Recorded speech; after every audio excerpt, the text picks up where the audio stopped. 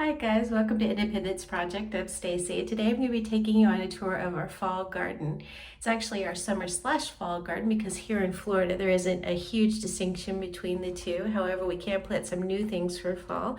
But first I want to show you what we have going on left over in our summer garden and then show you what our plans are possibly for what we're planning on doing on fall. The reason I'm doing this inside is because it's so bright outside and so hot I can't really see what I'm doing. So I wanted to go ahead and show you. I'll be holding the camera closely so I can actually see the viewfinder, but it's too bright outside for me to do that and do an intro.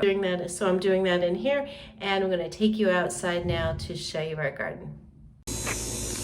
Okay, here's what we have left over from our summer garden and some newly started things for our fall. It's kind of a mix of both right now, but I'll show you what we have going on right at this moment. So we have a lot of new bean plants. Most of these are Stickless Wonder. Some of them are the Blue Lake that I've just gotten. And the bugs have really taken this one out. I don't know if that one's going to survive, and it doesn't seem to be touching any of the others, so that's odd. I have a lot of empty spaces here because that's where the fall stuff is going to go. I cut back the Malabar spinach in here. I'm not sure I like Malabar spinach in this green stalk. I did get the supports to wind it around, and it did pretty well, but once I cut it back, it doesn't seem to be too happy. I don't know, I might take those out. This is a cilantro. I harvested a ton off of that recently. We'll see if it grows back or if that's what is done, if it's done. So let's see. This is ginger. This is probably more of a winter harvest. We'll see how that goes. These white streaks on it look pretty weird. That's from the tree above. They're actually, it's pine sap, which falls down on these leaves. There's more ginger on this side. This one's ginger. I just threw that in that pot. For some reason I had one left over after I planted this, so I figured I might as well. Here's a couple of fresh, these are dragon fruit cuttings that I took off of this big dragon fruit here.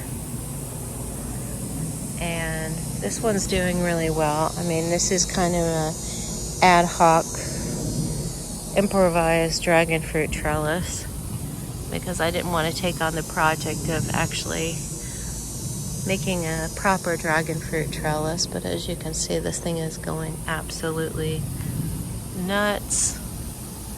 Hopefully next year we'll get some dragon fruits off of it.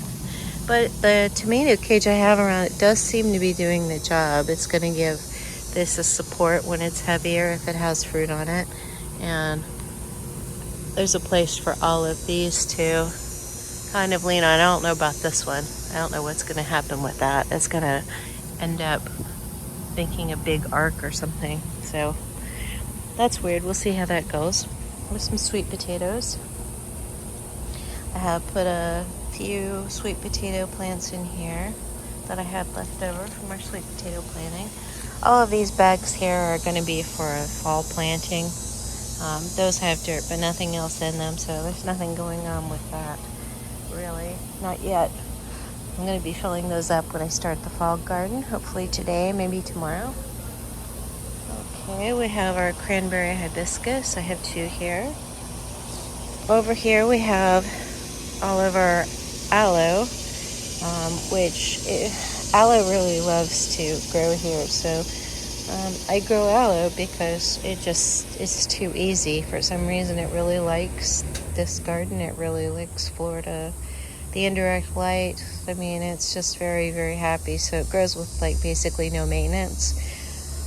And I constantly have more aloe as I separate out these plants. And as you can see here, we have like kind of the Kraken aloe and a bunch of new pups coming up behind it. I'm going to have to take those out of the container and figure something out. I have an improvised container for and used nursery pots for these, but I'm gonna have to separate out that one. That's like three or maybe even 5 plants. Let's see. That's our compost area. Let's see. Like I said, that's the cranberry hibiscus. This is a loquat tree, which has yet to produce fruit. I got it ungrafted for privacy, but that means that it probably won't produce fruit for the next couple of years. So we'll see how that goes. These trees are Moringa trees. I think they're native to the Caribbean. I'm not sure, but you can eat them, and they're chock full of protein and vitamins. It's just the most amazing tree. It grows.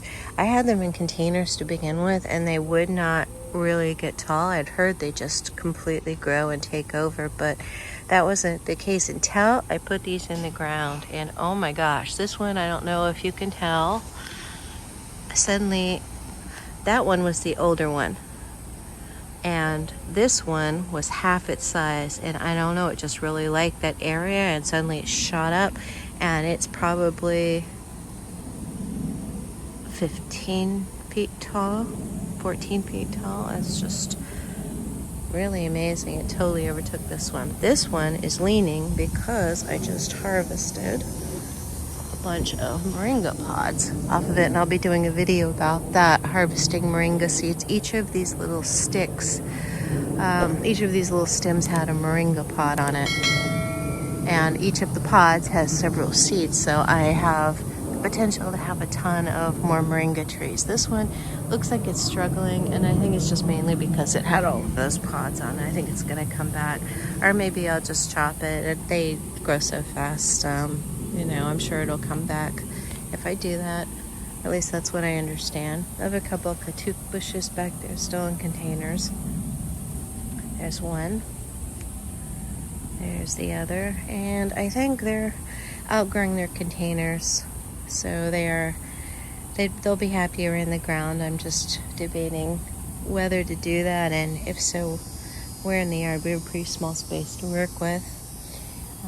Okay, here I have, obviously this is where sweet potatoes are just taking over this whole area. The sweet potato planting itself is in this area here. It's like a square area. And I checked recently, and there are sweet potatoes growing down there, but I think I'm going to give them another few months at least, so they'll get to a nice size. Over here, I have some lacciato kale. I put some unfinished compost in there just because I had it when I harvested compost recently, just to give it some extra fertilizer. Back there, I have a tree color that's coming back. We had a wild animal problem, maybe a raccoon. I don't know, there was a cougar running around in this area. I don't know if that was it. But it came through and just ate pretty much all the kale, except for these guys.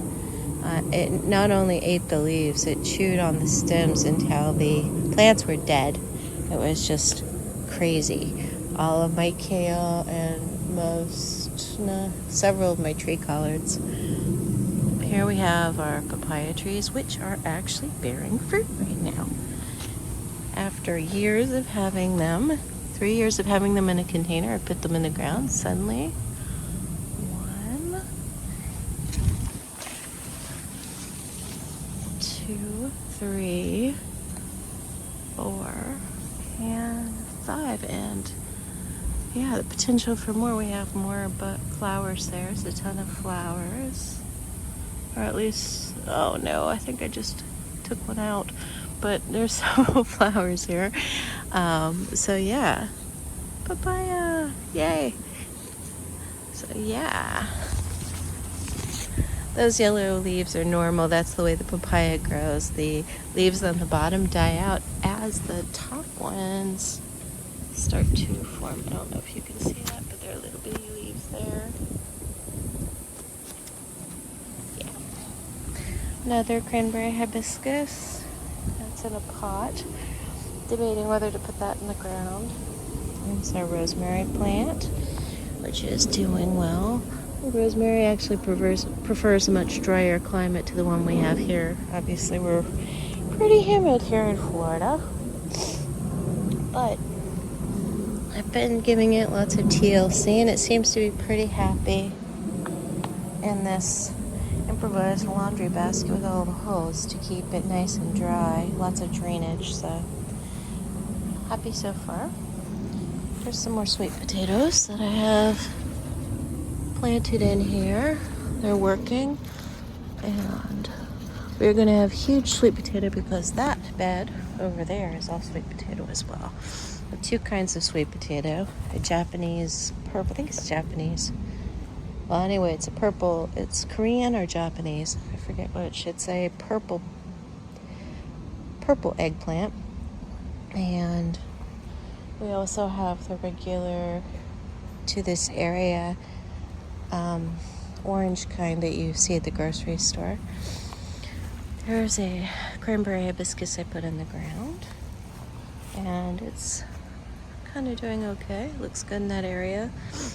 All right, here we have, these are all fall that I've started already. We have 1, 2 sugar baby watermelon plants that I put by themselves. One thing I learned from spring planting is do not space your watermelon close together. Give them all a separate space, and that is what I have done with these two guys. This one's in a 10-gallon, this one's in a 5-gallon. It's kind of an experiment to see which one does better, if it makes any difference at all. And I have tomato cages up here. I don't know, I might move that one a little further away from that one because of, in the spring, powdery mildew, if I could talk, powdery mildew totally took out our squash and our watermelon and our cucumber. So what I got from that is that I'm keeping all of that stuff separate, and I've also found a good solution for, or at least a very good treatment for powdery mildew, so I'm going to try that. From a YouTube channel, a Florida gardener called The Urban Harvest, she recommended a product that supposedly takes out powdery mildew pretty well, so I'm going to, hopefully that will take care of it if we have it this fall. Okay, so these are cucumber. This is I think it's called an Armenian cucumber. It's more of like a snake-like cucumber. One of them is doing a lot better than the other two, and this one is lagging behind, but that's okay. Still early days yet. These are all radishes. It's called I believe, a ladyfinger radish. Have them planted in here. So I think that's, yeah, they're doing pretty well. And these are going to be green onion. I haven't really thinned them out yet. I'm waiting to see what I have when the leaves start to thicken, and then I'll figure out how I need to thin it out. I do actually know, I don't want to prematurely thin it out because I've done that before and ended up with almost nothing, so I'm gonna wait on those. All right, empty containers for fall. We'll have a few fig plants. I got these Mission Black figs off of Etsy.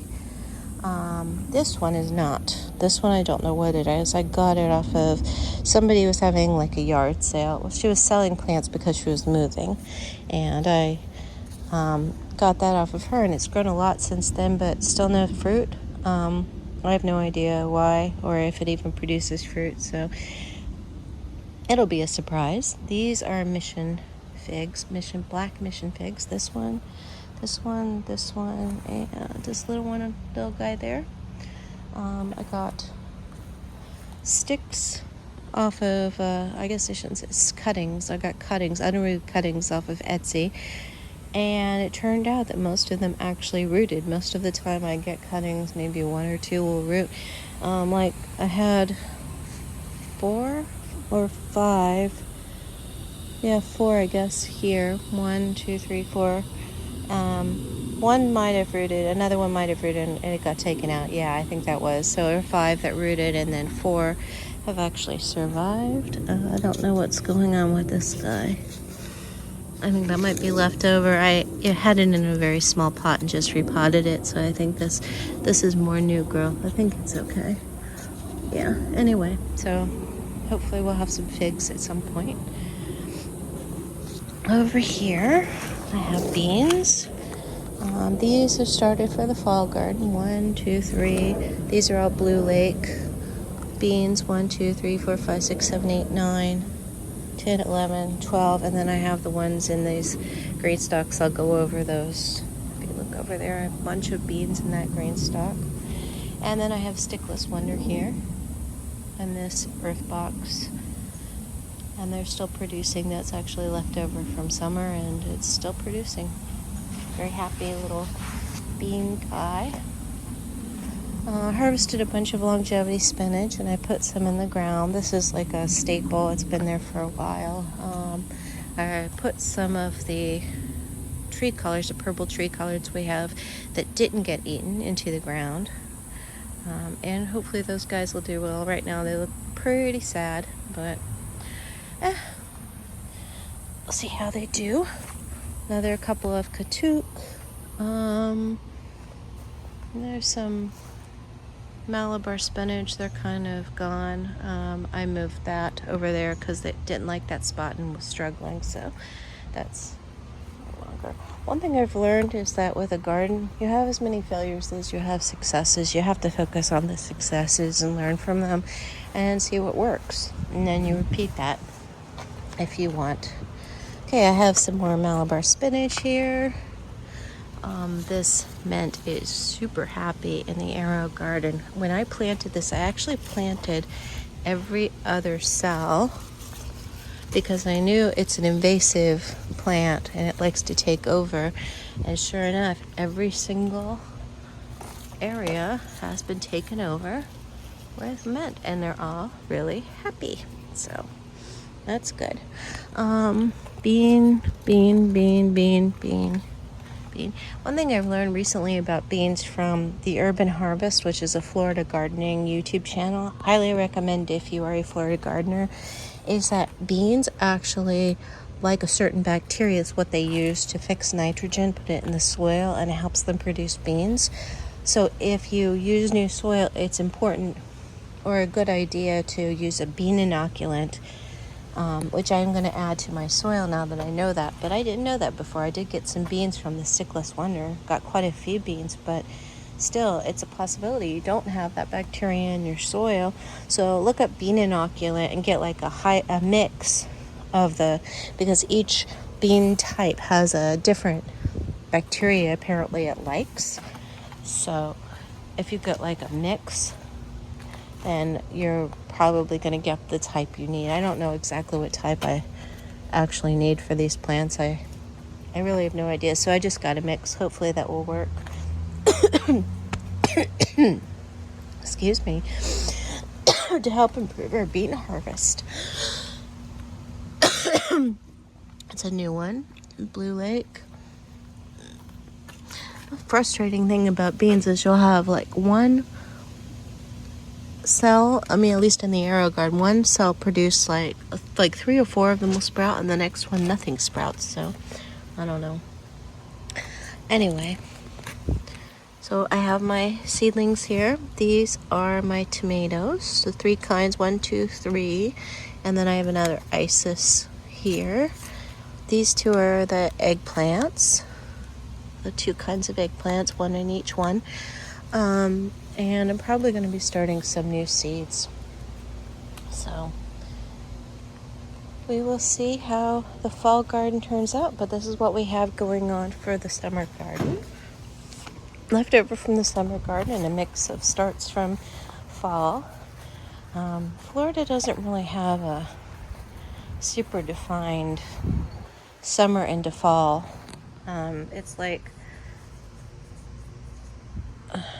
Florida doesn't have a really super defined summer into fall. It's very hot. It gets a little less hot. The It's like a little less like walking on the surface of the sun, and a little more pleasant to be outside.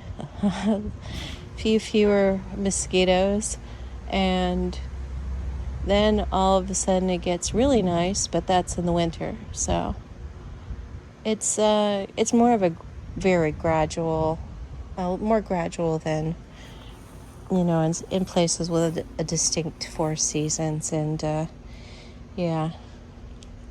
Okay, so this is all the stuff I have going on that I'm going to be using for the fall garden. There's fertilizer. Got some actual potting soil I'm going to use in the earth boxes. And I'm going to be making a custom potting soil. I'll probably be doing a video about that. Mixed with topsoil, compost, perlite, some coconut coir, and fertilizer. Kind of a cheaper DIY. It's just as good as any high-end potting soil. Or at least that's the research I've done and what that suggests. So we will see how that goes. And stay tuned and subscribe if you want to see those videos. And thanks for watching.